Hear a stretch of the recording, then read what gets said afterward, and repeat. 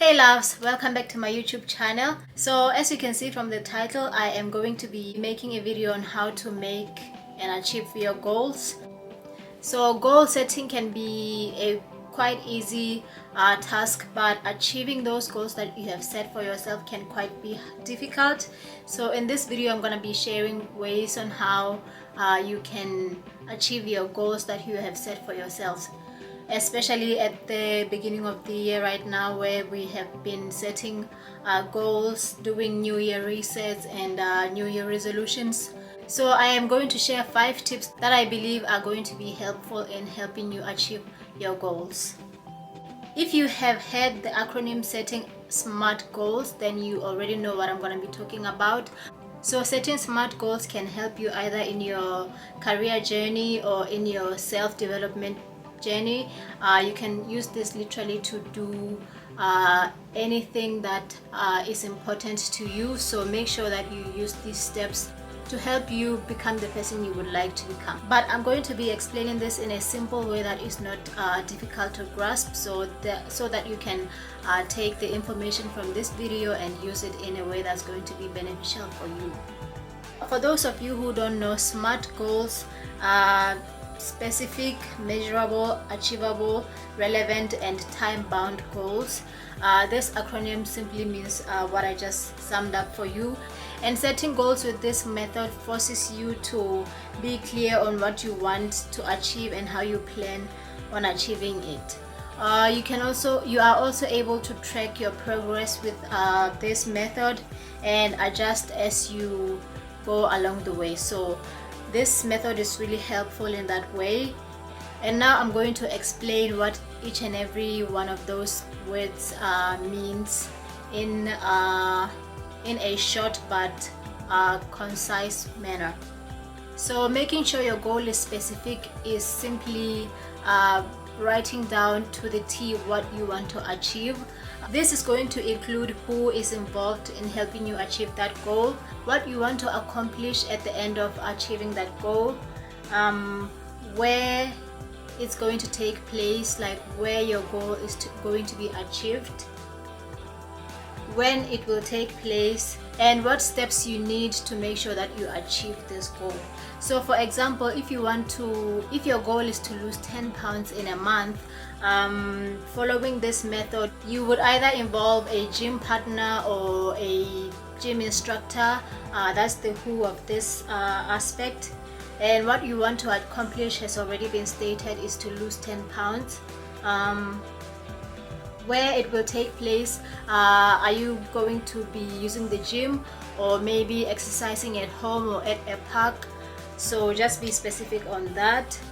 When it will take place also, you can say early in the morning or late in the evening. What steps you need to take in order to lose 10 pounds. You know that this is not just about going to the gym. You also need to make sure you eat healthy, make sure you drink lots of water, and make sure that you are mindful in what you do on a daily basis. So the second thing I'm going to be speaking about is making sure that your goals are measurable. With this aspect, you just need to know what you need to measure.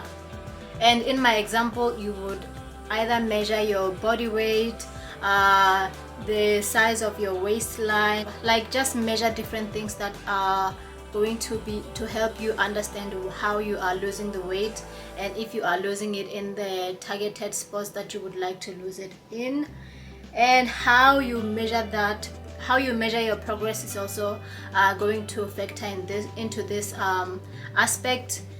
So to measure your weight loss, you can either use a scale. Some people also know how to measure their progress through feeling their body. Like sometimes you feel your body is getting a bit lighter, or sometimes you feel like, nah, this is not really working out. So then you know that you need to switch things up, you need to change and implement a different method so that you can achieve your goal.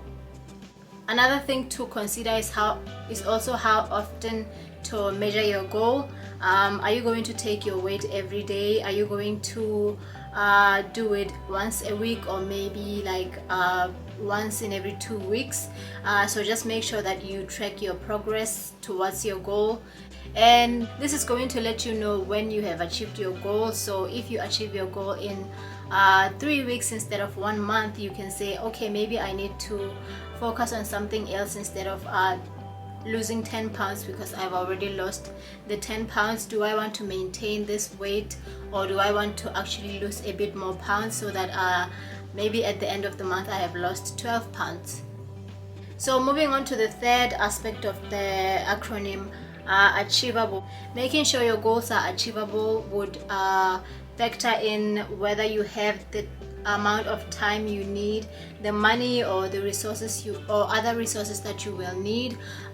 For instance, if you would like to use a gym and a gym instructor, you need to know how much you need to budget for that, and how much you need to spend on food, because you are going to have to cut down on unhealthy food and invest in more healthy food options that are going to help you cleanse your body and rejuvenate you, so that when you put some effort into the gym, it's not going to waste.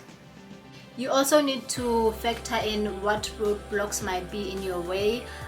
So sometimes you might not have the time to exercise regularly, so you would instead need to make a schedule that is going to stretch you a little bit. Are you willing to go out of your way to make sure that you achieve your goal? Or maybe you might have a family that demands most of your time as well as a job. How are you going to navigate around those things to make sure that you achieve your goal?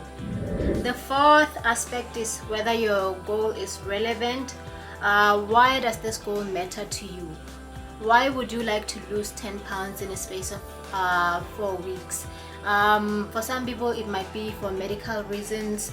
For some people it might be just to make themselves feel good, because when you look good you feel good, so you automatically want to lose weight. So what is achieving this goal actually going to do for you in a mental space?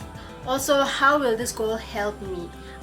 Being at a healthy weight is actually helpful because you will not suffer from diseases that come with being overweight. So you can apply this to any type of goal. It doesn't have to be about weight loss only.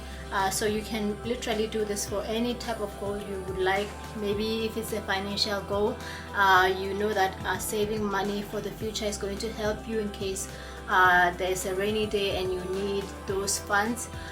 If you had not saved, then you would not be able to access the money that you've been saving, which is going to put you in more stressful situations.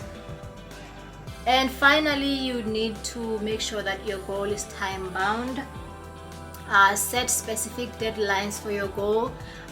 For this example, we've been clear that it's going to be achieved in a month. You also need a timeline that is going to help you. A timeline is actually going to help you measure your progress throughout the week and throughout the time, and see if you're actually going to achieve that goal. For some people, a year is 12 months, so they divide their year into quarterly periods and then measure their goal. Like if it's a goal that's going to be achieved in a year, then they measure the progress according to those months to see if they're actually on the right track. So just making sure that you have a timeline and you have a specific deadline is going to help you in the long run. Now that we have established ways to help you achieve your goals that you have set, let me know in the comment section how you are going to use this method, what kind of goals you are setting for yourselves, and whether you believe this method is going to help you with your goals or anything like that. So with that being said, I appreciate your support in every way. Don't forget to like this video and share it with your friends if you believe it's going to be helpful for them. And with that being said, I will see you guys in my next video.